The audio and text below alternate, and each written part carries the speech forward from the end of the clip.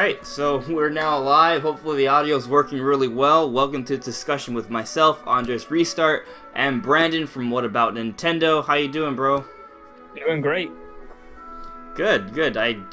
There's every week, you know, we start a discussion and I'm just like, oh, I'm not sure we have enough to talk about, but we actually do. So I'm gonna go ahead and just list off the outline for you guys. It's gonna be, it's a live stream discussion for those that come and watch it when it's archived.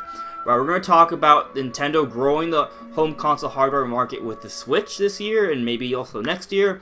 Then we're going to talk about the Legend of Zelda Breath of the Wild special Japanese broadcast that was just announced. Then we're going to talk about Mega Man 11, which was also just announced today, I think. And then we're going to get into our Game Awards predictions. We're going to go over all the nominees for all the different sections, and we're going to talk about what games we think should be there, what not, what may win, and what may not. And then we're going to talk about Xenoblade Chronicles 2, and we're going to give you our impressions of the game so far. We're both about 10-15 hours into the game. I hope you guys can hear it in the background right now. I try to pick a good background music, but apparently the way my microphone has like this noise reduction, it's kind of messing with the audio. So hopefully that's not too annoying. But if it is, anyone who's watching this stream, let me know and I'll just turn it off. Yeah. So there's lots to talk about, bro. Yeah, I do know. I know where we can start. But how about, since you cover a lot of news in your channel, how about you kind of give us the download on what's going on with Nintendo and the whole pushing the hardware market now? Oh yeah. So reports have come out about how much different hardwares have sold, and apparently, I think it was like 20-25% that the overall hardware market has grown this year over last, and apparently a lot of that is because of how much the Switch has sold. So it seems that the Switch is bringing in not only, other markets, from people who already own like a PS4, an Xbox One, or say a 3DS, but also some people who don't own pretty much any consoles. A lot of people who, the Nintendo was their system of choice, but then they got burned by the Wii U and they just kind of left for a little bit. Now they're coming back with the Switch. Maybe some people haven't played in a long time, or people haven't really been interested in video games. Seem to be coming with the Switch. The Switch seems to be, invoking a new hardware audience that it hasn't been there before. Yeah, I totally agree with you. I see it like on a day-to-day basis. Like yesterday I was showing my brother like the Switch cases I have already. He was like, hey, can my friend borrow Breath of the Wild? And I'm like, no. Are you crazy? Right, like why would you even ask me that? Not because I'm not willing to share, but I'm not going to share my game with someone I don't know, but also I'm using it. Right? Like, one to record footage, the DLC is going to be coming out, I may need to do a timeline, there's, like, literally no reason I would let him borrow my game. None at all. Yeah, but, just the idea that he has people that he knows at work, like, a lot of people at work are always asking about the Switch, there were people who haven't. I was driving someone the other day, and we were talking about the Nintendo Switch. So, like, and we were actually talking about how the third-party support's getting better. So it just seems like a lot of people who don't normally buy Nintendo systems are buying the Switch. And I think a lot of people who maybe were not really into the console market right now, they didn't really see a real reason to get into it, are now see a reason to get into it with the Switch. Like, maybe they had a PS3 or a 360, but they never felt like getting a PS4 or an Xbox One because the difference just wasn't significant enough for them, right? But now with the Switch, that's significant. It's different, So a lot of people are really getting into it and enjoying it. So I totally agree with you. I see it on a day-to-day basis. I actually feel it as a person in real life, as opposed to just seeing the numbers. So yeah, it's interesting for sure. But I saw your video on it, and I just kind of raised the question, right? Like these analysts see the numbers, and a lot of times these analysts don't. I feel like they don't see the whole picture, so they'll make their predictions based off just the numbers, but they don't necessarily know where the numbers are coming from, right? Because they may not be a real gamer, they may not understand the industry as a gamer, right? So, like, for example, there's a lot of 3DS owners, right? What if just that's a lot of Nintendo fans right there. Maybe not obviously not all of them went and got a Wii U, but there's a lot of Nintendo fans that just had the portable system. So what if the Switch isn't necessarily increasing the home? It is technically increasing the home console market. But that might just be because it's a portable, right? It's a Nintendo system. They're taking in some 3DS fans as opposed to new fans. I'm just playing devil's advocate here. I do think that there are new fans coming in. I see it, like people who don't care about Nintendo at all, 3DS or not, or what, Wii U, whatever. right? But it's just kind of I can only imagine that must at least be. It has to change that information a little bit, you know. It has to skew it somewhat. It could be. As far as I know, the numbers include handhelds as well, but I'm not completely sure about that. Right. But as far as I know, that does include all video game hardware, so it should include handhelds as well. But if not, then that could definitely be a significant, you know, thing, because before, you know, like you know, you got a DS, you also had a Wii probably. But I mean, when you got a 3DS, was such a great system, the Wii U was not. So it's not surprising, if this does not include handheld, that a lot of people who had a 3DS didn't have a Wii U, and so they just didn't include that in the console. You know, they weren't in the console market or something, like, you know what I'm saying. Yeah. So it could definitely be that is the way that it is, but I'm not sure whether or not it includes consoles and handhelds, but I think that it does include both. Okay. Yeah, I mean, in general, I definitely see the increase. Nintendo has had a resurgence. People who've never played Nintendo or haven't played Nintendo in years are talking about the Switch now. You know, so that's a lot. And like I said before, I do get the sense that there are people who just haven't gone to a PS4 or an Xbox One, and they're getting a Switch because it's different. It gives them a reason to play their games and makes it easier to play their games. So yeah, it totally is increasing the market. Anyway, shoutouts to Retro Potato and Monolith Gaming. What's up, guys? It's still pretty early. We're still on the first topic. We've only been doing this for like a couple minutes. Yeah, but sometimes YouTube doesn't send notifications. Like, it's actually I've had subscriptions to people, and then I'm like, oh, I wonder how they're doing. I haven't seen them in a while, and I'd go and check my subscriptions, and they're not there. Like, YouTube unsubscribes, and I'm just like, oh, well, I wanted to watch them. You're not even letting me watch them. So right, I actually haven't had that problem before, but I know like that a lot of people have, and a lot of my subscribers have said, "Hey, I've just randomly unsubscribed from you, so I had to resubscribe." I'm just like, "What the heck?" Yeah, YouTube, why you be done? It's happened multiple times. Yeah, for sure, It's weird. It's never happened to me personally, but it has happened to a lot of people I know. So. Well, have you checked all your subscriptions? Maybe it has. It might have. I don't. Yeah, well, I don't have and you haven't noticed. You haven't noticed because maybe you don't watch them that often. Yeah, but you don't watch them that often because YouTube doesn't suggest the videos to you. I mean, I have a lot of subscriptions. You know, I have at least 50, maybe 100. Well, I should have 100, but YouTube unsubscribes me randomly. So right, I only have like 20 . So okay, it's easy. I guess it's easier for you to kind of pick up on it. But regardless, the notification system is crap, complete booty. trash. But if you guys want to see my content and know when it's gonna happen immediately, hit that notification bell. So yeah, just below the video there should be. I don't know if it works on streams though. I think it does. For sure. Yeah, if it's not, just watch one of my other videos. So yeah. So we're ready to move on to the next section. I think we're all in agreement here that sales are great for the Nintendo Switch. Nintendo sold more systems and games than every other company this year. It's pretty much a given at this point, and they have great momentum the next year, and they've increased the actual audience for hardware this year.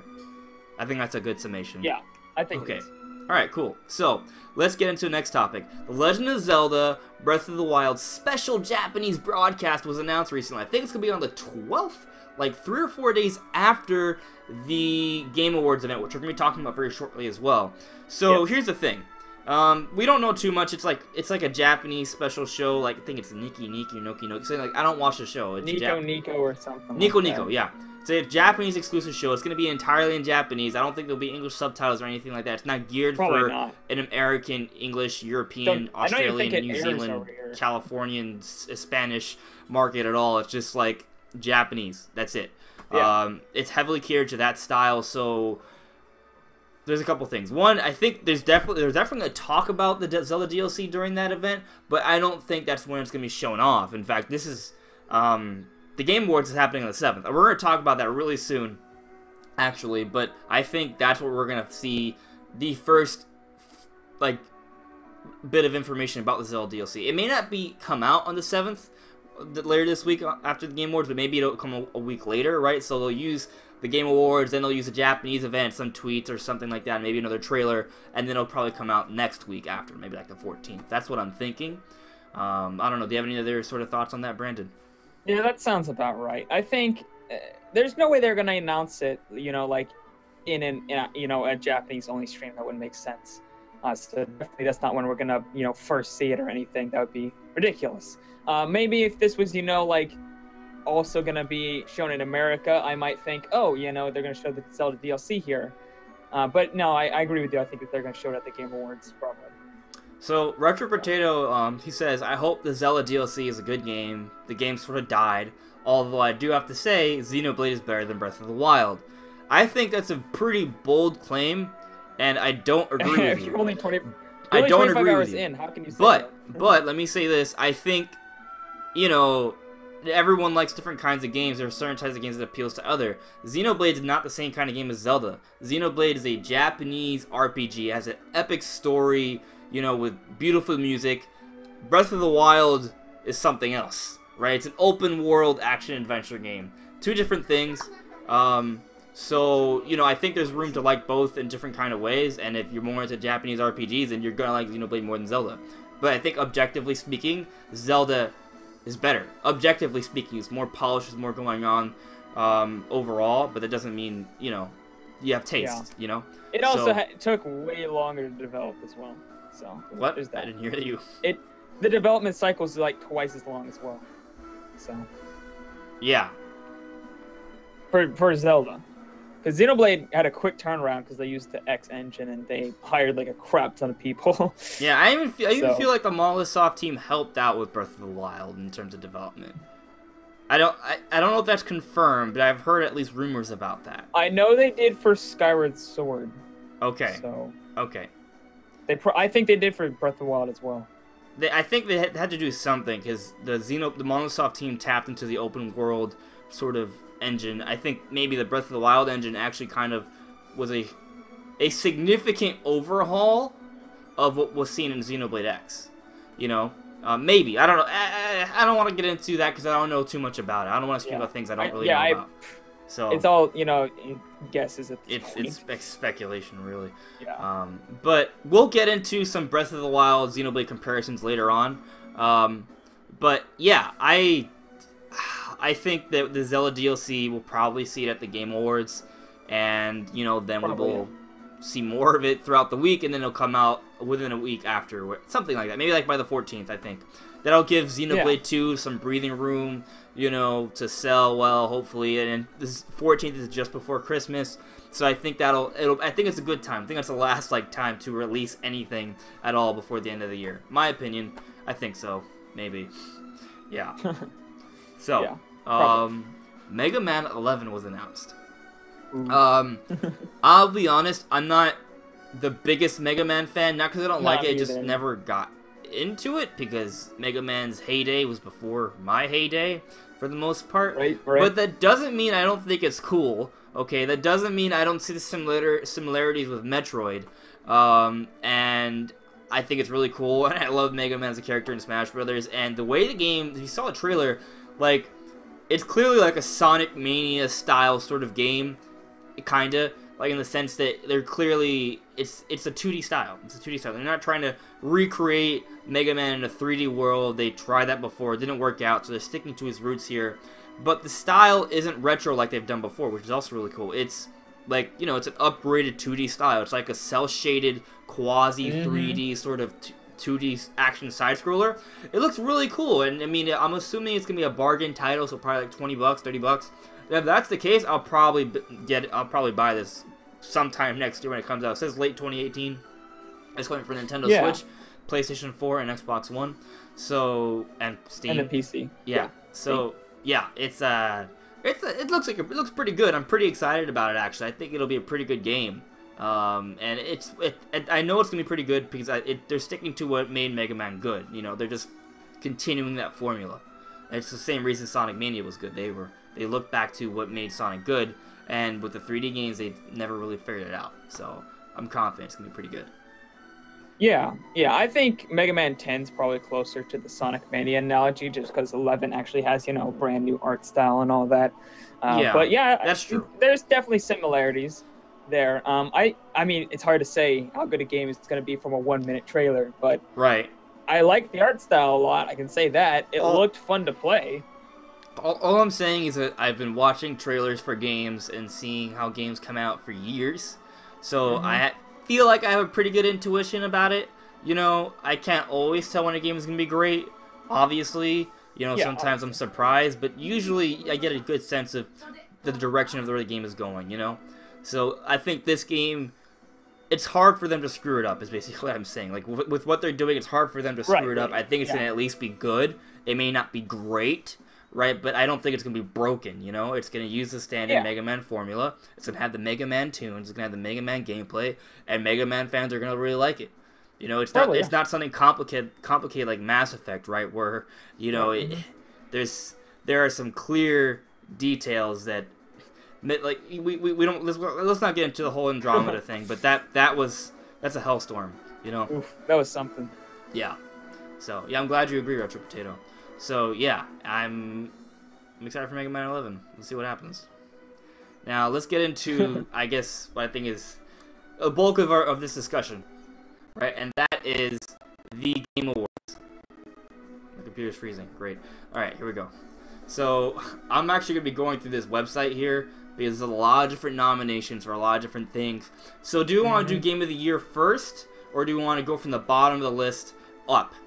How do you want to do this, Brandon? I think going from the bottom of the list up could be more interesting. Okay, so let's do that. All right, so if we go to the bottom, right?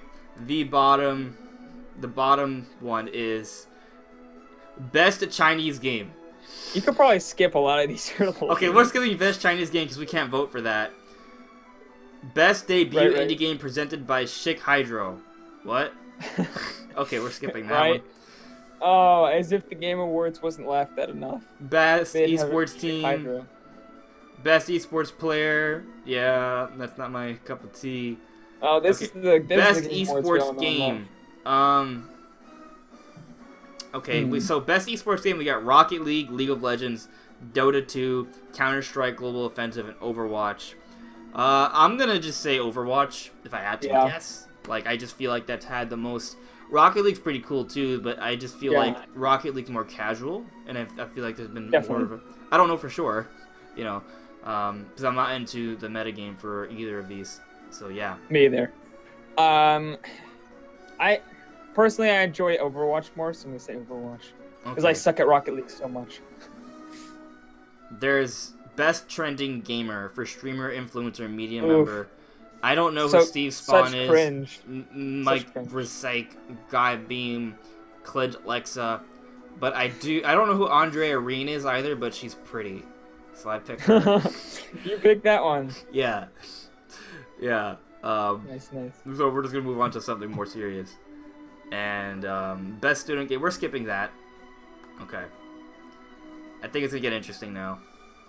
Best Independent Game. So what we have for Best Independent Game nominees, we have Pyre, Night in the Woods, Cuphead, Watch, Remains of Edith, and Hellblade: Senua's Sacrifice. I think the answer is obvious. I think that's Cuphead. Yeah. Unless you disagree. Do you disagree? Do you think there's something else? And if you think there's anything else that should be in this list, you know, let me know. I'm not sure. Okay, I'd probably go with Cuphead. We're going with Cuphead. Okay, so here, most anticipated game by McCafe. What the hell? Anyways, Last of Us Part 2, Red Dead Redemption, Monster Hunter World, Marvel Spider-Man God of War. For those titles that are there, I would have to pick... Well, for me, it's easy. It's Monster Hunter World. You know. Really? For me, personally, yeah. Personally. The game that I think is going to reach the most amount of people, Red Dead Redemption. Yeah. Or I don't know, Spider-Man's been really popular. It got voted the best or most anticipated game of E3. So, you never know. Yeah. I would have to go with either Red Dead Redemption 2 or Spider-Man. Also, I got over to the list, so I'm looking at it now. Oh, okay. I should have sent you the link. My bad. The link is actually in the description below, guys. So if you guys want to vote for the nominations, put your word in. Yeah, the link is in the description below. Just check out the outline. You'll see it there. I actually tried to vote, and it wouldn't go. Like, I click confirm vote, and it wouldn't do anything. So I'm like, did it actually work or not? I have no idea. I haven't voted yet, so I can't really offer you advice on that. Got it. So Okay. let's move on to the next one. Best multiplayer game. For outstanding online multiplayer gameplay and design, including co-op and massively multiplayer experiences, irrespective of game genre. So the nominees we have here are Fortnite, Call of Duty World War II, Splatoon 2, Mario Kart 8 Deluxe, Destiny 2, PlayerUnknown's Battlegrounds. So I'm actually going to go with Mario Kart. And let me explain why. Really? Let me explain why. Okay, so one, I haven't played Fortnite, I haven't played Destiny 2 or PlayerUnknown's Battlegrounds, right? But I've also, based off what I've heard about the media, Destiny 2 and PlayerUnknown Battlegrounds haven't been as successful, right? Fortnite has, but I don't know too much about it, so I'm... PlayerUnknown Battlegrounds has been really successful. It's just not that good of a game. Okay. Call of Duty World War II obviously is successful, but I don't think it's breaking any boundaries here. I think it's pretty much the same experience. From what I've heard, it's super basic. Slightly remixed every year, you know? So, yeah. Now, so basically to me, it's between Splatoon 2 and Mario Kart. But here's the thing. Splatoon 2, I actually made a video talking about how there's no split screen in Splatoon. And you could argue that maybe there shouldn't be my voice. I think Splatoon 2 missed the big boat by not including split screen. And I know I just feel like split screen is something we've forgotten in games. And, like, by ignoring split screen, the entire local multiplayer experience is gone. Like, yeah, as an online game, it might be fantastic, but there's no local multiplayer. Like, where's the party feature? Like, it just, you know, you can't really do that with friends. You can't play Splatoon at home with friends. You can't do that. You can only play with people away. And on top of that, the whole voice microphone thing is a mess. Now, it's not really Splatoon's fault. You know, it's more Nintendo's fault, right? So I'm not gonna dock points for that. I just feel like it's worth mentioning. But anyways, Mario Kart 8, not only is it when it came out, it sold incredibly well. It's the fastest selling Mario Kart for a little while at least. And this game, it's fun. It's still fun. It's something you can always play with friends. It's timeless. It's great online. It's incredible locally. So I picked Mario Kart 8 Deluxe. I think it actually is the only game here that will facilitate a good local multiplayer experience. So yeah, that's multiplayer. All those games are missing half the multiplayer experience to me. So, you know. Yeah, I guess I have to agree on the local multiplayer, but just so I don't pick the same thing, we pick Splatoon 2. Okay. Just because that comes close. I was gonna pick that until you mentioned local multiplayer. I made a good argument, didn't I? You did. Yeah. You did. I have to go with Splatoon 2. Okay. I mean, you know, I like Splatoon 2. Don't get me wrong. I'm just saying, you know. Mario Kart, technically, I feel like fits the bill for best multiplayer game. It's just that simple. Yeah. I play Splatoon by myself. There's other people that I don't talk to online, you know? So, alright, let's talk about this one. Best sports racing game. We got Project Cars 2, Pro Evolution Soccer 2018, NBA 2K18, FIFA 18, Forza Motorsport 7, and GT Sport. Simply sheerly out of interest, right? I picked NBA 2K18. But really? I don't think any of these games are fantastic. I guess Forza. Let's give Microsoft a win here. No. Forza 7 is easily the worst Forza game they've made. Loot boxes ruined that game. FIFA 18 probably is the game that's going to sell better out of all of these. Yeah, I don't care about any of these games. Yeah, neither do I. But just going because the Switch version's so good, I have to go with NBA 2K18.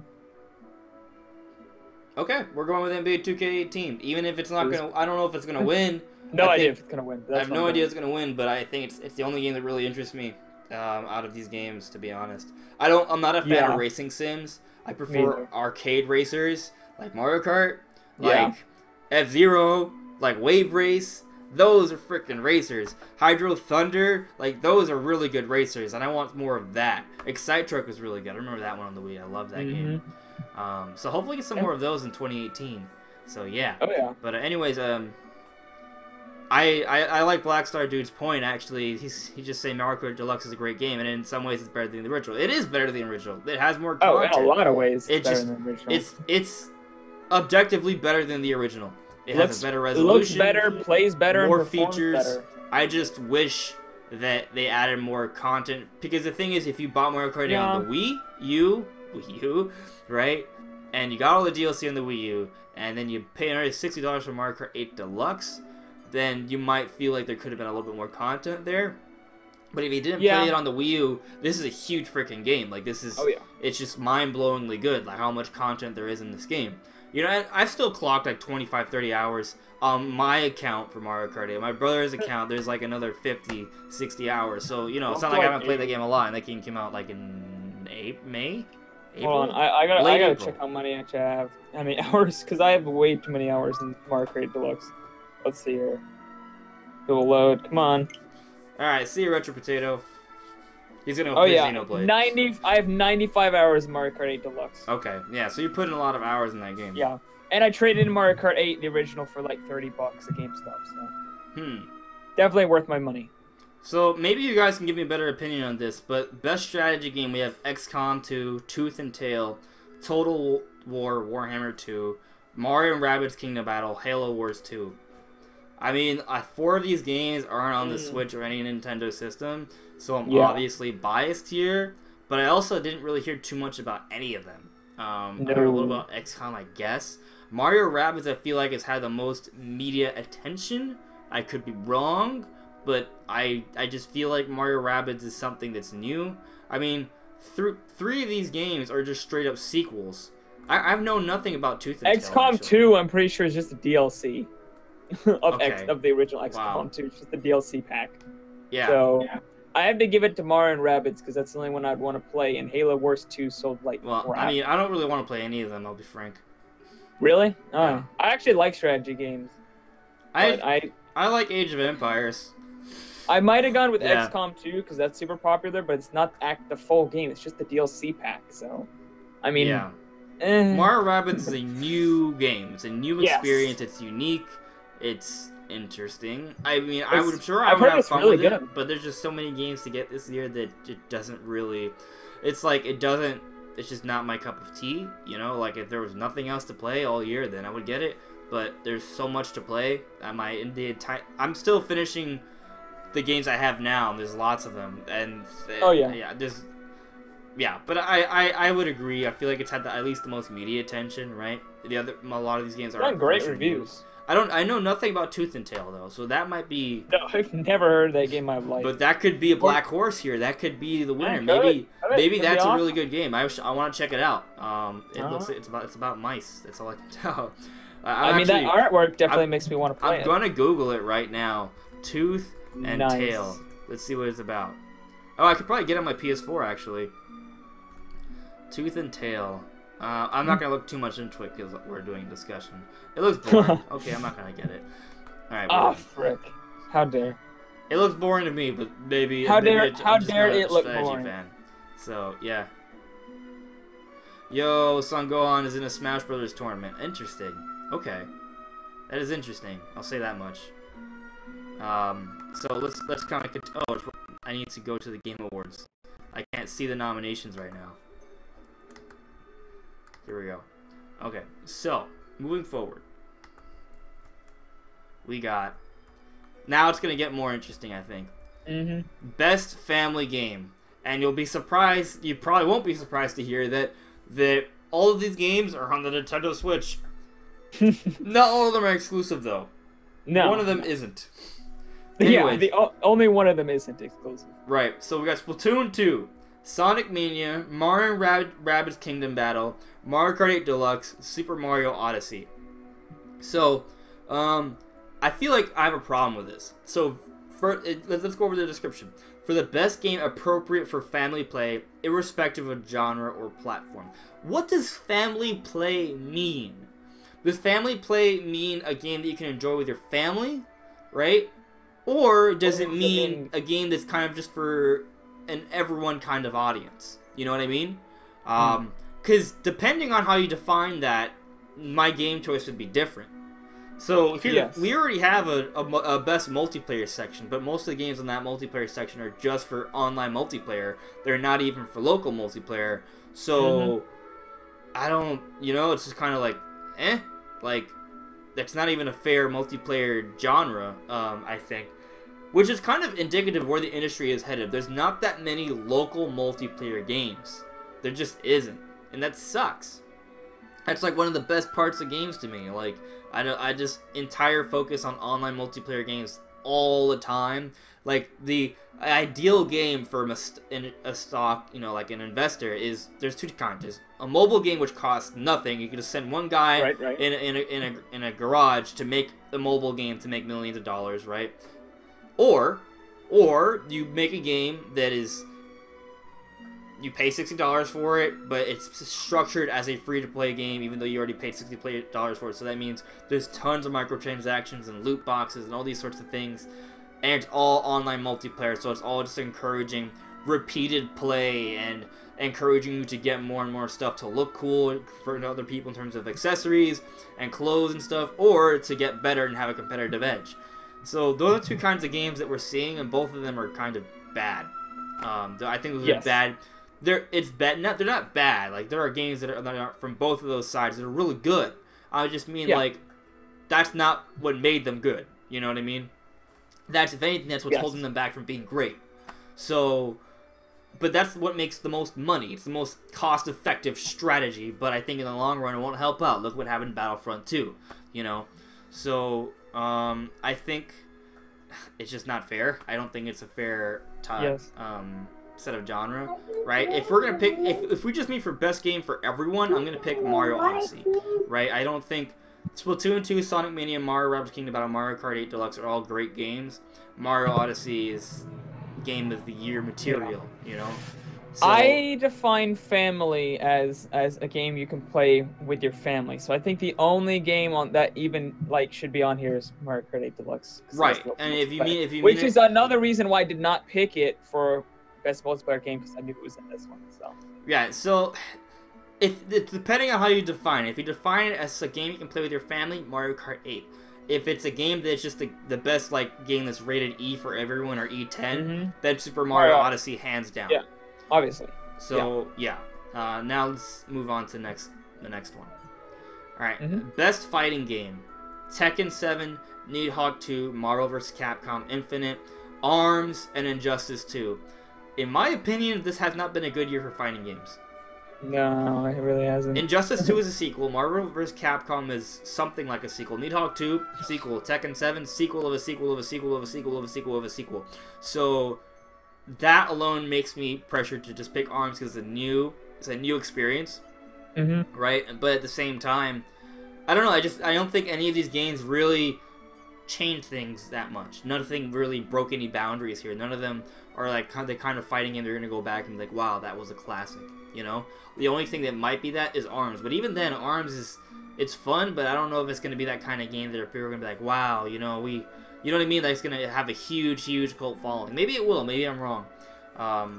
So it's hard to say. And obviously, I may seem biased here because ARMS is the only Nintendo fighting game here, but it's also the only game that's not a sequel, that's fresh and new, that offers something different, right? And it had good reviews, and it has a decent, like, you know, competitive play going on with it, and the online play of the game is still going on. There's still DLC coming out for it, and it's free. So, you know, I would pick ARMS. Is it going to win?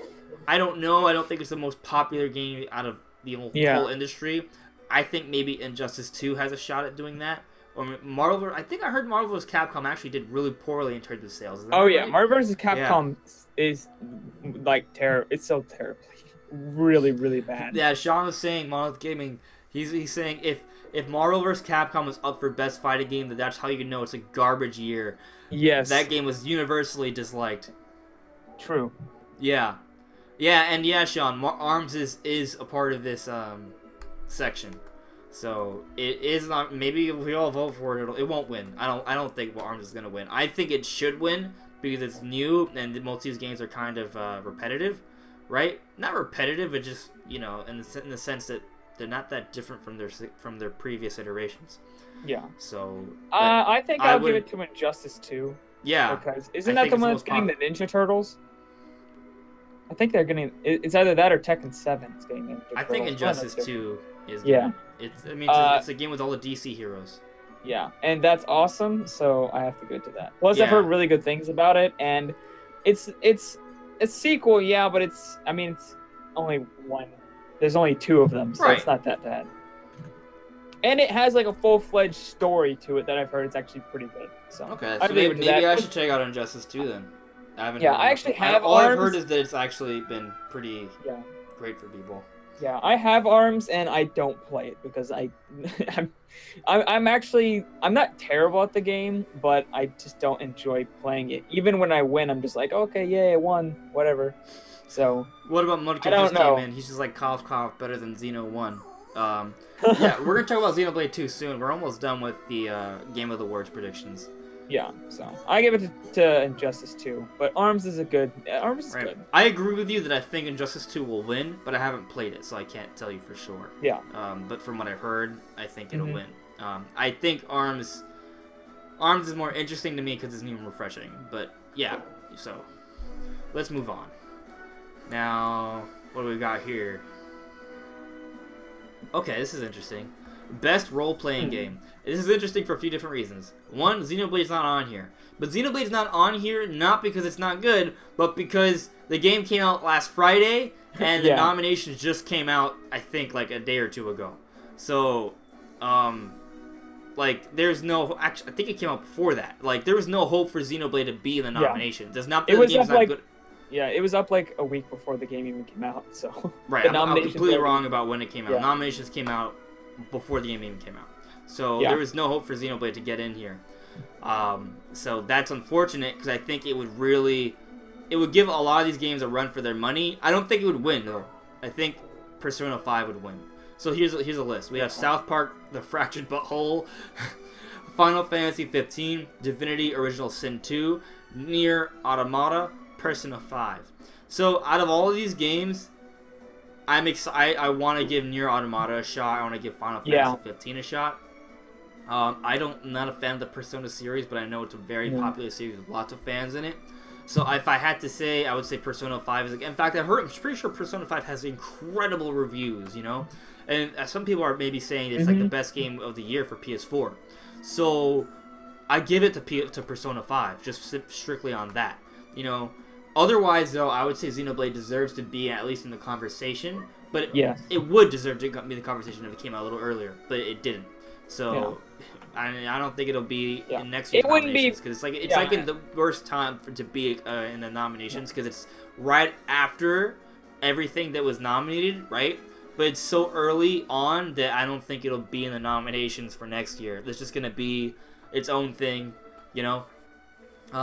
It's Xenoblade 2 is definitely, absolutely. We're gonna talk about it really soon. I promise. The best RPG on the Switch, hands down. Hands down. In fact, I would say it's the best RPG that we've seen since the Wii. And I'm talking about Xenoblade. I don't think there's any RPG on the Wii U that comes close to as good as what we've seen with Xenoblade 2. And yeah, that means I'm also saying Xenoblade X is not as good as Xenoblade 2. I concur. We'll get more into that soon, though. So, yeah. Yes. I'm gonna give it to Nier Automata because that's the game I actually want to play the most. Right, me too. Final Fantasy 15. Right. The thing is, I think Nier Automata is more easier to pick up and play compared to Final Fantasy 15. Final Fantasy 15 has a lot to it. And it has a lot of issues too. Like apparently the story just tanks towards the end. There's a lot of performance issues and stuff like that as well. Actually, Nier Automata is a game I probably should pick up in a little bit. I was gonna pick it up on the Steam sale, but I was like, I almost picked it up, but then I didn't. Right. So. But if we're talking about what game I think will win, Persona 5. Yes, definitely my personal choice out of this list is Nier Automata. Final Fantasy 15 is a second place for me personally, and that's only because Xenoblade's not on the list. If Xenoblade was on the list, it'd be my personal favorite. But regardless, even if it was on the list, I think it would lose to Persona 5. So, yeah. Let's move on. Pretty much. Now, this one's interesting. This one's hard. It's not hard. It's hard. Best action or adventure game. For the best action adventure game, combining combat with traversal and puzzle solving. Now that I've read that, it's not hard. Assassin's Creed loses. Uncharted loses. Horizon Zero Dawn is really good, but it is not as good as Super Mario Odyssey or Breath of the Wild. Objectively speaking, it just is I really am enjoying the game. Don't get me wrong. I've been playing it. I streamed it the other day. I like the game a lot. I think if you have a PS4, you definitely should have a Horizon Zero Dawn. But Mario Odyssey and Breath of the Wild, in terms of overall polish, not even in terms of like style and preference, objectively are better games.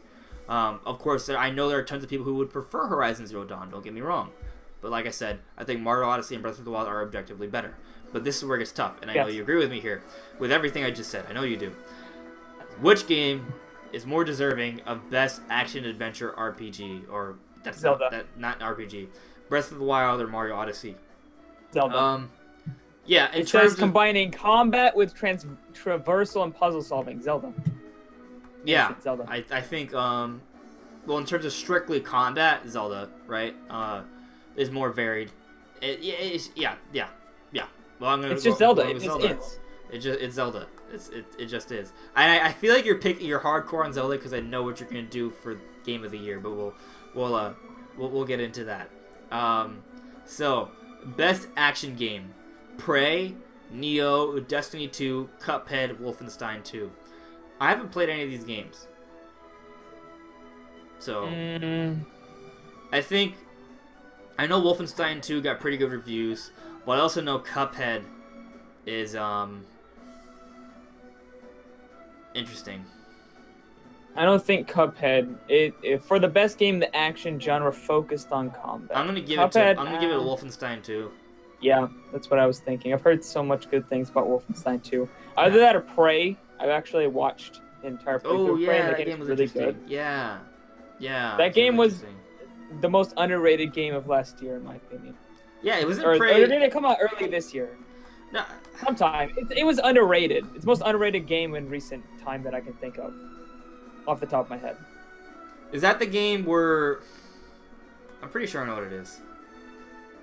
It's interesting, for sure. But I don't think I'm gonna go with it, though. I think Wolfenstein 2. Yeah. I've been hearing really good things about Wolfenstein 2, so I'm gonna go with that. Yeah, I want to get Wolfenstein 2 when it comes out for the Switch. I'm waiting. So, yeah. I'm gonna probably get it on PC. Makes sense. We'll see. So, best VR augmented reality plus / AR, but there's I don't think there's any augmented reality yet. Whatever. For the best game experience playable in virtual or augmented reality, irrespective of platform. Super Hot VR. I've seen and heard about the game. It's really cool looking. Star Trek Bridge Crew. No. Log Echo Reno. Also no. Nope. Farpoint. I've never heard of it. No. Nah, bro. So it really comes down to Super Hot VR and Resident Evil 7 Biohazard. Now, I think Resident Evil 7 is a bigger scope game. I think it's a game that's going to give you more... I haven't played Super Hot VR, but based off what I've seen and heard, I feel like Resident Evil 7 Biohazard is going to win. I think it deserves to get some sort of award. Capcom needs a win. So, well, they got Mega Man 11, but that won't be until next year. Yeah. So... Oh, hey, what about Mudkips? It's the background music is Xenoblade 2. I'm in Gormont right now. Yeah, that's where it is. That's the background music. It's probably going in and out because of my microphone, but whatever. It's amazing. I love it so much. It's so good. Yeah, it's so good. Are we in agreement that Resident Evil 7 is the best VR game, or do you have any different opinions, Brandon? I think it's Resident Evil 7. I think Super Hot VR, while it's a good game, I think it feels kind of like a test kind of game. Yeah. Like a show you what VR is kind of game. And Resident Evil 7 is like a full-fledged, really good horror game. So I have to give it to that. Yeah, I missed Sean's comment about Nier Automata. I also Final Fantasy 15. I think Final Fantasy 15 was pretty good, but it wasn't Game of the Year material. And Nier Automata, it's something that's a game I really want to try out. It does seem a lot like Bayonetta. I mean, it's made by Platinum Games, so yeah, they're both made by Platinum Games. I want to give. I actually want to give both of them a try. I haven't played Bayonetta yet either. So yeah. So I guess we're in agreement about Resident Evil 7 then, right? Okay, cool. Yeah. So this one's interesting. Best handheld game. We got Poochie and Yoshi's Woolly World, Monster Hunter Stories, Metroid Samus Returns, Ever Oasis, Fire Emblem Echoes, Shadow of Valentia. This one is so easy for me. It's not even a question. It's like not. It's obviously Metroid Samus Returns. That doesn't mean all these games are good, right? Poochie and Yoshi's Woolly World is like a port of the Wii U version, right? I mean, it has a couple other stuff, but whatever. Monster Hunter Stories is cool, I guess, but it's not as good as normal Monster Hunter. Ever Oasis is actually a pretty interesting new IP that I played a demo for and liked, but it's not Metroid Samus Returns. It just isn't. And Fire Emblem Echoes is like one of like 5 Fire Emblem games on the 3DS, which is also good, but it's not Metroid Samus Returns. So Metroid Samus Returns, and I don't really have to think twice about it. Yeah. What do you think, Brandon? Do you disagree? Is Brandon even there? Did I lose Brandon? I think I did. I think Brandon's gone. Brandon's gone. We lost Brandon. Hold on a second. You know what? I said I booted Brandon because I didn't actually boot him. I can't hear him at all. His camera's not moving. Yeah, it's actually an interesting question, Mudkips. How did he even get on? Not he. Yoshi's Woolly World get on the 3DS. They really were able to make that game run on the system. It's interesting how they did that. Yeah, I can't hear Brandon, so what I'm gonna do is I'm gonna try to invite him again. Yeah, just give me a second. Let me let's see. I'm ejecting him from this. I'm ejecting him from the video call. I need to invite him again because something happened. But I really don't see how you can't pick Metroid Samus Returns. Like, it's just Metroid's back, bro. So it is such a good game. It is just a very good like return from Metroid. And if you're a fan of 2D Metroid, you're gonna love Metroid Samus Returns. So if you haven't tried it out, try it out. It's really good. Let me send out this message to Brandon because he needs to get back on. Maybe his computer crashed. Maybe his internet died. I don't know. Yeah, it's a really good game. So, hopefully he gets back on, but let's kind of go over the rest of what's going on here. So, best mobile game. We got Fire Emblem Heroes, Super Mario Run, Old Man's Journey, Monument Valley 2, Hidden Folks. Now, the only 2 games I've played here are Fire Emblem Heroes and Super Mario Run. Well, it's best handheld game. I don't know. I guess there's a cult following for Yoshi's Woolly World on the 3DS. It's not a bad game. It's just yeah, you know. Yeah, I picked Fire Emblem Heroes. I think Fire Emblem Heroes is the best game that's suited for mobile games. Mario Run is cool too, but you know, not a lot of people are a fan of paying $10 on their phone. So it's unfortunate, but that's the case. So yeah.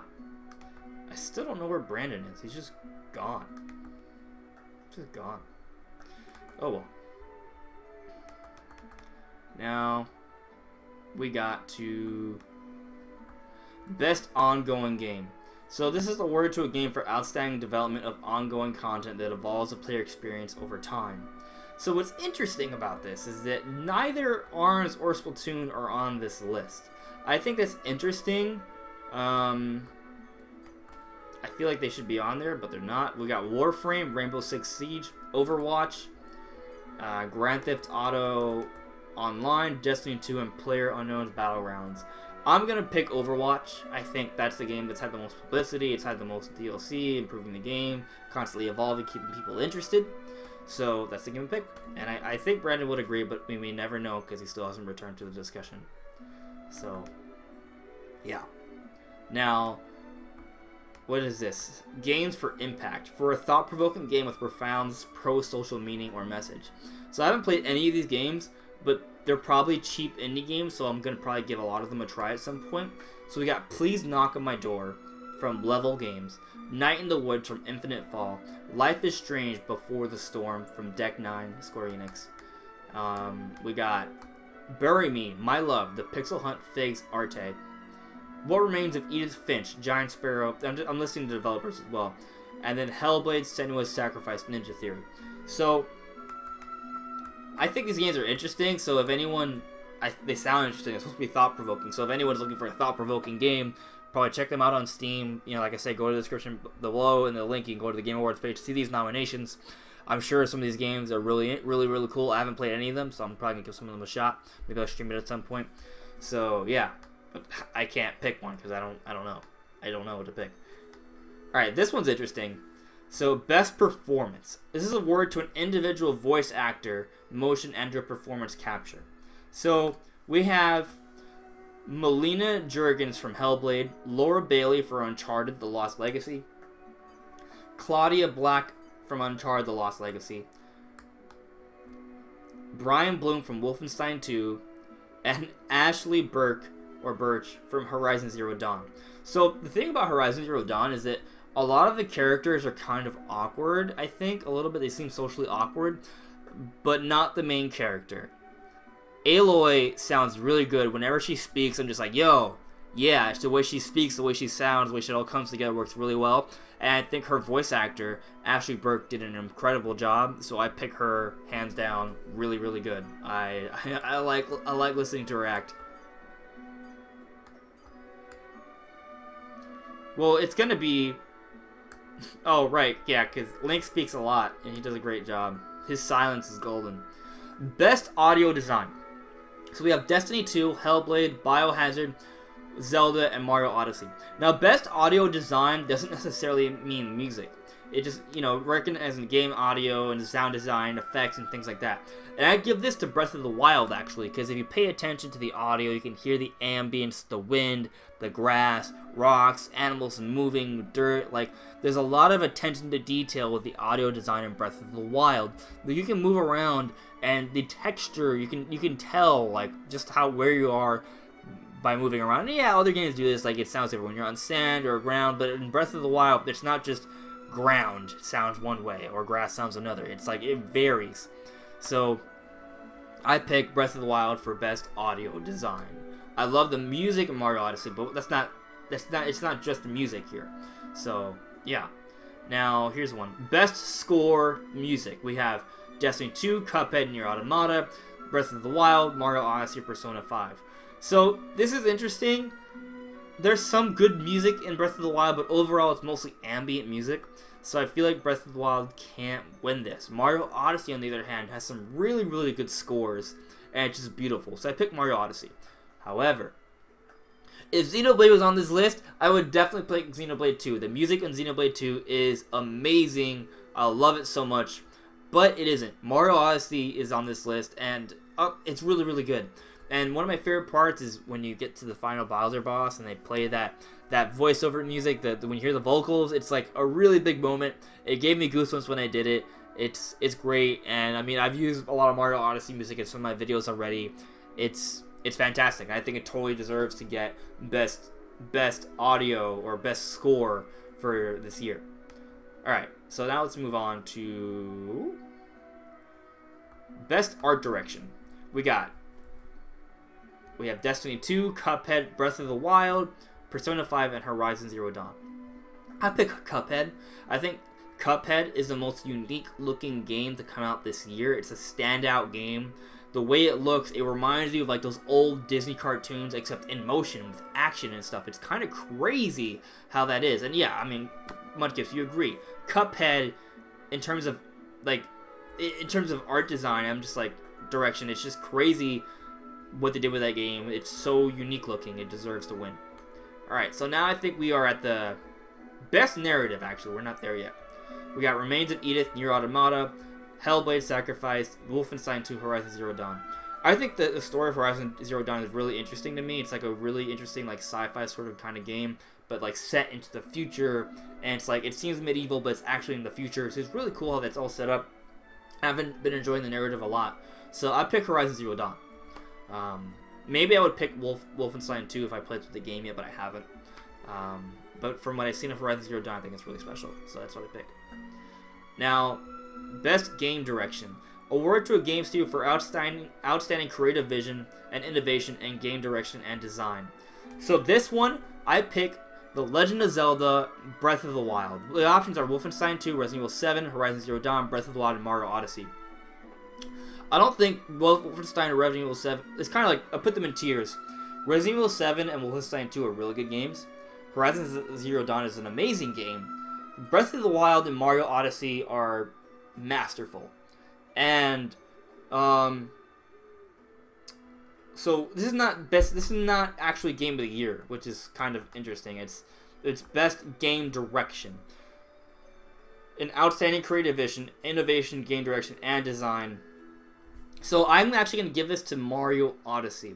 Now the thing is, with Breath of the Wild, I think it's a bit divisive as to some of the design decisions in Breath of the Wild. I think what they did was pretty cool. I think there's a lot of innovation there, but it's just kind of like, for example, the dungeons. Like, people aren't a big fan of the dungeons in Breath of the Wild. Not all Zelda fans are, right? As opposed to Mario Odyssey, you'll be hard-pressed to find any Mario fan that's upset with Mario Odyssey in any way, shape, or form. Mario Odyssey is the objectively most polished Nintendo Switch game. I think it's really good. I think they had a perfect idea of what they wanted to accomplish in Mario Odyssey, and they executed it 100% to perfection. So that's my pick for best game direction. Okay? Now, this is it. The final one. Where is Brandon? He hasn't come back yet. Like, he's just gone. I mean, I wonder if his internet died or something. He's just gone. Maybe he quit. Maybe he gave up. Maybe he did. I think his computer must have crashed or something. We're about to do Game of the Year. Oh, he just sent me a message. He's trying to come back. I'm going to send him another link now. Yeah, there's your alert. You're right. You might be onto something, Mudkips. So, I'm wondering if I should wait for Brandon for this discussion. Actually, I should probably exit this. I don't know. Okay. So,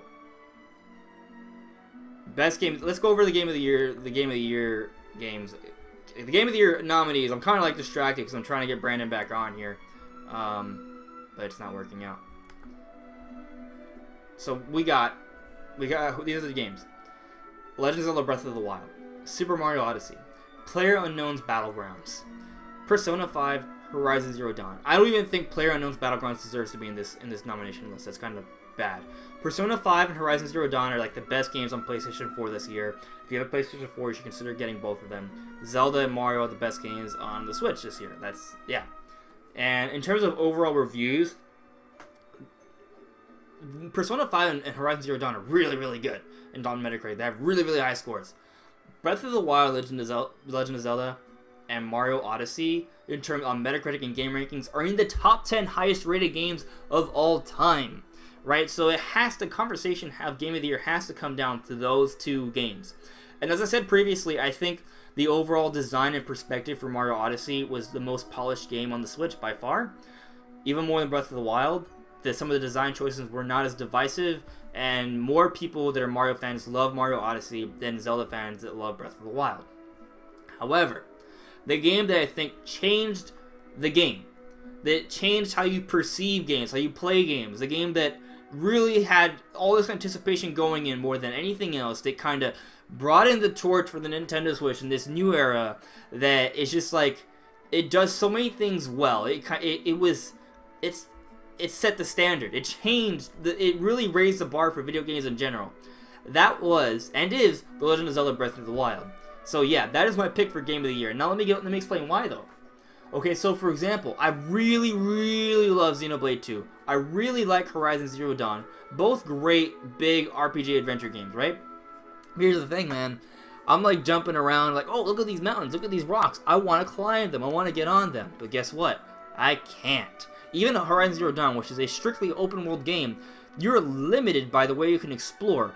And if I played these games a year ago, I wouldn't even be thinking twice about this.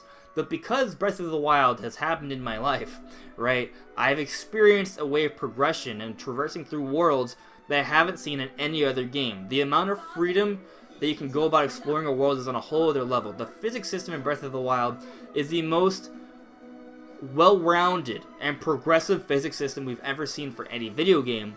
And Breath of the Wild just changed the boundary. It's raised the bars for what we can accomplish in open world games. And every game I've played since, I've wanted to do more and explore more than I'm actually allowed to. Because Breath of the Wild spoiled me. It's that freedom of movement and exploration in a game is beyond anything. Even Mario Odyssey. So in terms of like my favorite part of video games, which is exploration and going into the unknown and seeing all these exciting experiences, Breath of the Wild does that better than any other game, and I think it deserves Game of the Year. So yeah, it's really good. Now Brandon is still gone. He did send me a message telling me he was trying to get back on. Oh, he's not allowed to join the call? What? That's interesting. That is interesting. It will not let him join the call. What? Invite people. Wow. Why wouldn't it let him?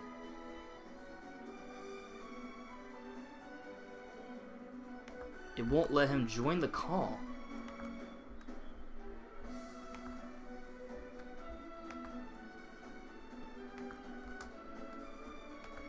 Is it because I ejected him? That's weird. Alright, let me see.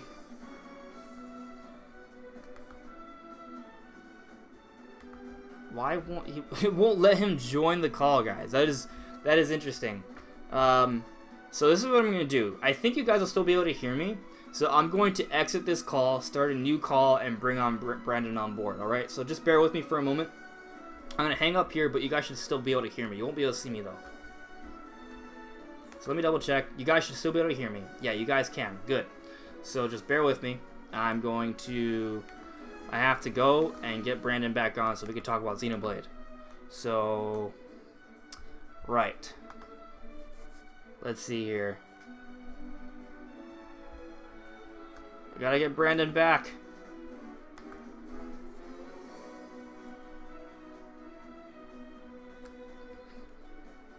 Come on, Brandon. Yo, Son Gohan. Yeah.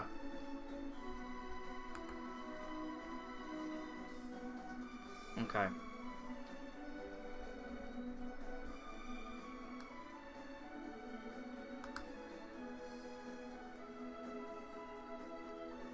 I don't think it's gonna let me bring him back, guys. I think the only way... Wow. It won't let me do it. That is so lame.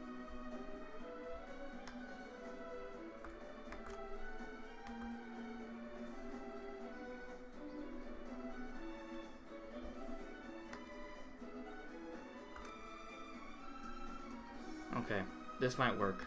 Maybe. It's gonna look a little weird though. I don't like these technical difficulties. It's lame.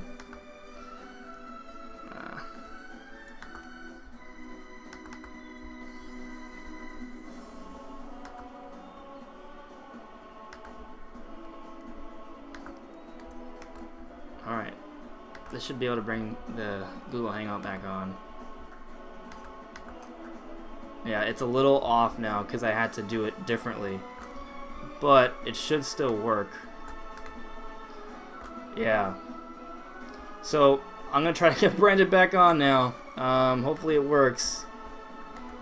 He said he had to restart. He's going to restart his computer. I don't know if he should do that, but I don't know if we have a choice. Yo, you finished second place in the Smash tournament? That's awesome. Okay, so let's start talking about Xenoblade because the show must go on. So when he comes back, we'll go over some of my Game of the Year choices. So Xenoblade Chronicles 2, guys, is really, really good. I've had a lot of fun with the game. It's awesome. It really is, in a lot of different ways. But I've also had some issues with it, and I want to talk about that. Just like Goku and Ultra Instinct. I hope so, man. He's going through some technical issues, but hopefully it works now. I reset the Google Hangout, and obviously it wouldn't let me do the same features since I'm live right now. But hopefully it works out. So, I'm going to talk a little bit about Xenoblade. I want to talk about... Okay, so let's talk about the things that are really good about it first. So, the story, I think, is a really good anime-style kind of story. It's keeping me interested. It's keeping me moving from point A to B constantly, and I love it. It's really good. The characters are really cute and funny and really interesting.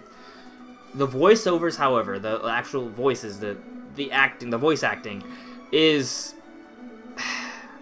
It's not... I don't like the English ones. I'm playing the Japanese ones and it sounds fine. However, there is still some lip syncing issues. Sometimes the voices don't match up well with the lip movements in both English and Japanese. So it's a little weird. But overall, the scenes seem to play out a lot better in Japanese than English to me. And I think they fit the characters better. But from what I have seen of the English ones, they aren't terrible. They're at least serviceable. But I think the Japanese ones are actually good. So that's my opinion on it. I know there are some people that are enjoying the game in English, and that's fine. But I think if you are a fan of anime, that you will be completely fine with playing it in Japanese, and you might prefer it, actually. So that's my opinion on that aspect of the game. Graphically speaking, the game is gorgeous. Like, there are so many moments I'm just like, wow, this is gorgeous, this is amazing. This is like next-gen Xenoblade, it looks incredible. But also, there's a lot of weird things that are happening. Like, I've noticed frame rate issues. Whenever I move around the camera, I've seen stutters multiple times. Not just once an hour, like, I can do it a lot.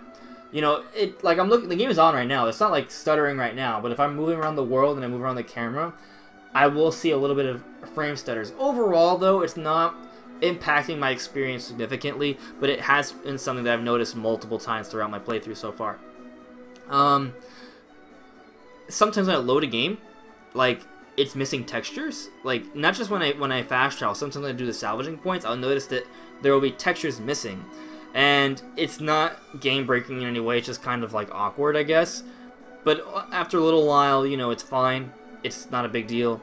It's just, the thing is, I guess it's kind of missing that polish that Mario Odyssey and Breath of the Wild have from a graphical perspective from how it runs. Actually, Breath of the Wild had frame rate issues, too. So something similar is happening in Xenoblade. But the overall design of the world is grand and incredible. Like, just walking around, seeing these you're on a giant titan, and you can see it move.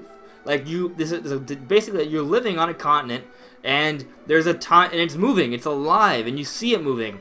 And that's really cool. It's taking that concept that we saw in the original Xenoblade to another level in that way. And I think that's really awesome. I've been enjoying that aspect of it a lot.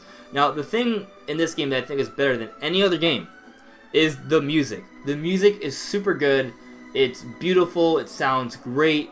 Hopefully you guys can hear right now. It's like inspiring. I think if this game was in Game of the Year considerations, it would have the best score. Hands down. Best score.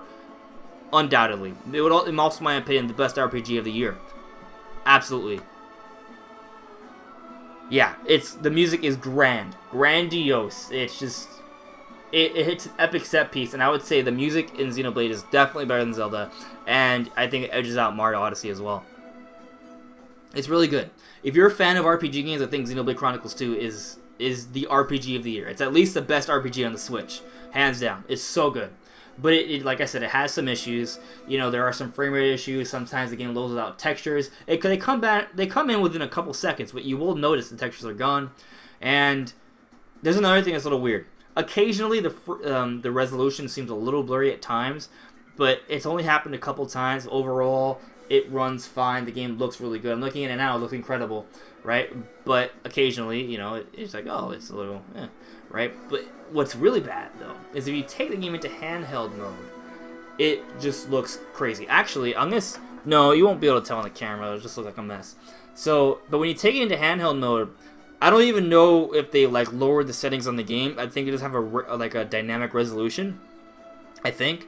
And it turns super muddy. Like, when you play it in handheld mode, the resolution doesn't just drop from 1080p or something, or 900p to 720, or it like drops to like almost like 360p or something, because it looks really muddy. It's like maybe 480p, I don't know.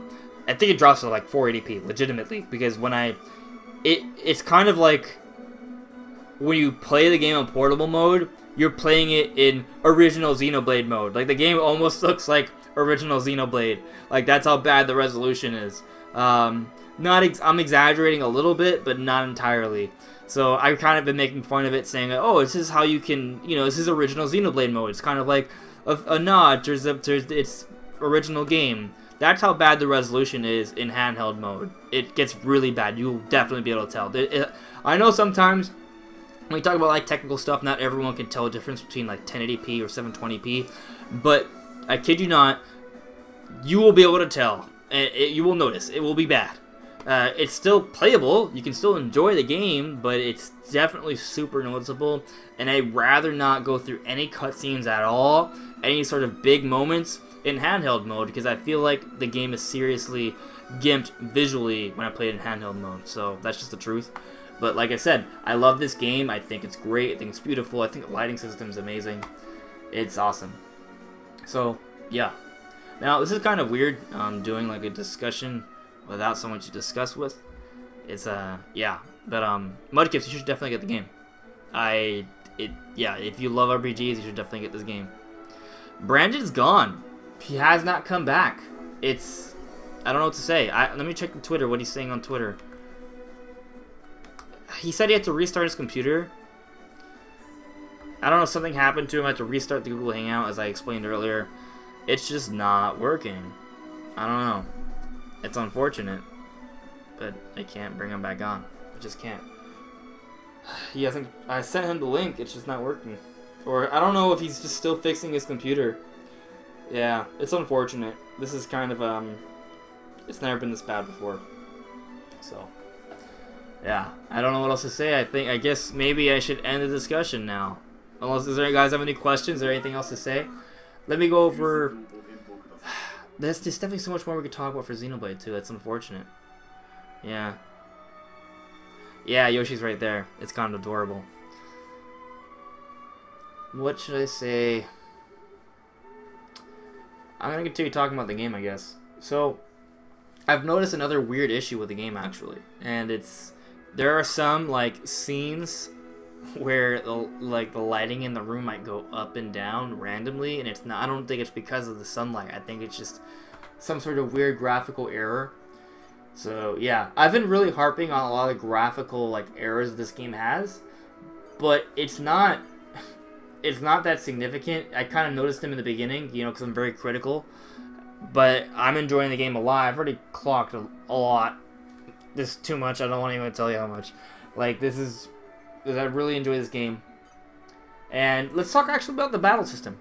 So the battle system is not as intense as... Well, no, it is intense. It is intense. There's a lot with the battle system. And as you progress throughout the game, it kind of brings you in deeper and deeper. But the difference between this game and other Xenoblade games is the fact that you can... It's not overbearing, because it sort of gives you little pieces at a time. Like it gives you the basics in the beginning, and then it kind of expands your knowledge as you go throughout the game. It doesn't hold your hand, right? It's not like, oh, this is taking forever, I just want to practice, or no. You can play the game immediately, but little by little it tells you more and more about the battle system. So it carries you along very nicely, as opposed to the original Xenoblade and Xenoblade X. It was kind of hard to figure out how to play the game, right? Like how to actually use the battle system accurately and effectively. Xenoblade 2 does a much better job of educating you on how to use the battle system. I don't think it's perfect. I think there's a couple other things they could do better. Like, for example, they don't tell me how to use the attributes. Like, there are certain points where you have to, like, use a fire attribute against a water attribute, or electric against I don't know what. That's the thing. There's not an attribute chart that I've never been able to find in the game. I wish there was an attribute chart that I was in the game. I feel like I have to Google it. I shouldn't have to Google it. But overall, the game carries you along pretty well, and compared to other Xenoblade games, it's a lot easier to get into and understand than other ones. But that doesn't mean it's not deep. The battle system is deep. It might be the deepest battle system we've ever had, actually. It's really cool because the way your arts are like mapped to your face buttons, and your blades are mapped to your D-pad. So every blade that you pick is like a character you fight in combination with, gives you more options to different arts. So like if I switch to this blade, I get four different arts to use. I switch to this blade, so like for every blade you get additional art, so then it magnifies. And then you have teammates that have their own blades and arts, and then they all combine together, and you have a tag team mode, and you have to time everything and put it in sync. So there's a lot of different things going on, and that doesn't count all the statistics and affinities and accessories that you can attach as you go on throughout the game. It may sound like a lot right now, but the game slowly brings you in, so you get acclimated little by little. So it works out pretty well. I think this game is good. I think it's the best executed Xenoblade game, I think. Yeah, I think it improves upon a lot of issues that both games, the Xenoblade and Xenoblade X, had. So it's a really good game, guys. I mean, that's what I can say. It's a pretty good game. I think it's lacking a little bit of polish compared to Breath of the Wild or Mario Odyssey, but I love the music, I love the story, I love the battle system, and I'm probably gonna at least put 100 hours in this game, at least. So I can't wait. My team so far. So, I mean, I don't know if there's that much options right now. Like, you know, I got Rex, I got Nia, and I got Tora, right? But the thing is, for Rex, I'm using, you know, I have the Pyra. You know, I'm using her. I'm not gonna say anything else about Pyra because I don't want to spoil anything, right? But I also have Godfrey as one of my blades, and Rook. They're both pretty good. Godfrey's like an ice tank sort of dude, and Rook's like a wind attacker. For Nia, I have Dromark. I have Cora, which is like an electric girl who does tons of really fast, awesome electrical attacks. Oh, you're back, Brandon, but you're only back in the chat. I'm pretty sure I tried to send you a new... I like reset the Google Hangout and everything. I have to do it on a browser now because it won't work normally. I'm going to send you another link to see if you can get back in for this. Hopefully it works. Hopefully. I don't know if it will. Hopefully. I sent you another one, Brandon. So, yeah. So, anyways, yeah, I got Cora. She's a really cool electrical blade. I also got Wolfric.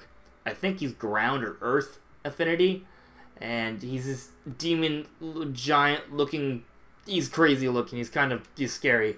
And then, so far for Tora, I just have, you know, Tora with Poppy. I'm at level 30. I'm in the beginning of Chapter 4?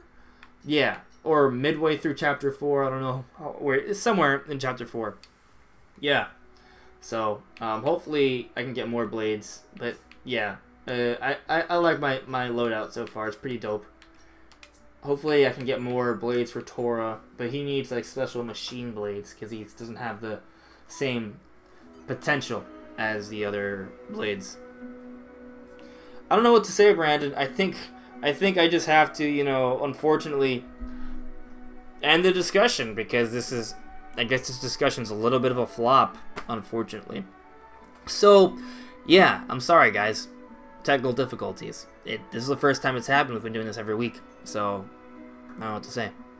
Yeah, you guys heard when we went over the game of the year stuff. I talked a little bit about Xenoblade. I'm going to do a review for Xenoblade 2, maybe. The game's so huge, so I don't know if I'll have time. I have to play through the game, right?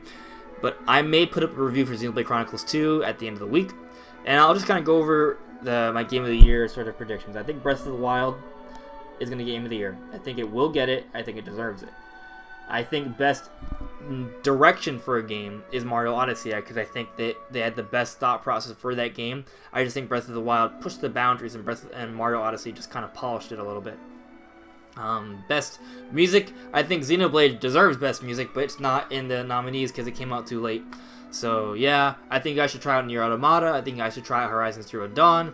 I think Resident Evil 7 will probably get Best VR Game. I think it's really good. There's been some great games this year, and I've had a lot of fun. Hey, Kimishima. Yeah, I'm ending the discussion a little early because, well, actually, not even that early. It's already been doing this for almost an hour and 20 minutes. Yeah, Brandon got booted out of Google Hangouts, and I can't bring him back in. I reset it and everything. It's just not working. So, it sucks. But, whatever. Yeah, guys, Xenoblade 2 is really good. I love it. Best RPG of the year, easily. It just won't get it because it came out too late for the nominations at the Game Awards. So yeah, everyone, have a good night.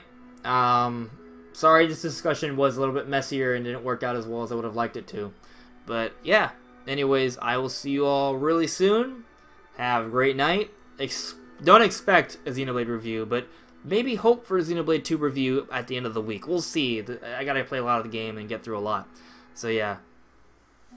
Alright guys, good night. Bye.